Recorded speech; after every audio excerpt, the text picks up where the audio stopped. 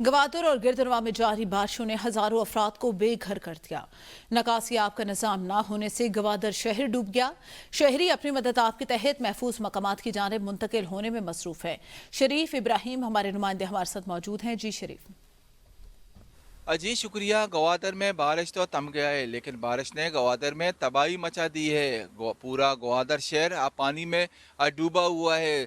मुतासरा इलाके शादूबंद वार्ड, मुल्ला बंद ward, टुब्बा ward, ताना वार्ड समेत टीटीसी कॉलोनी में आप 5 से 6 फुट का पानी अभी भी मौजूद है। लेकिन पानी को निकालने के लिए ज़िला इंतज़ामिया, जीडीए और दीगर इदारों की जानिब से सहूलियत नहीं फराहम कर रहे हैं। लोग अपनी मदद आप के तहत पानी को निकाल रहे हैं, लेकिन पानी ज़्यादा होने की वजह से पानी घरों से नहीं निकल रहे हैं। और लोगों का यही भी कहना है कि पीडीए में की जानिब से हमें अभी तक किसी किस्म की सहूलियात फराहम नहीं की गई है। महकमे मौसमियात की जानिब से अभी भी बारिश की पेशन गोइयाँ की गई हैं। और ये भी बताते चलूँ कि इस बारिश से कच्चे मकानात भी गिर गए हैं और दीवारें भी मुनद्दम हो गई है। अगर इसी तरह अगर बारिश के पानी को रास्ता नहीं दिया गया, पानी को नहीं निकाला गया, तो मज़ीद घरें और दीवारें मुनद्दम होने का खदशा है।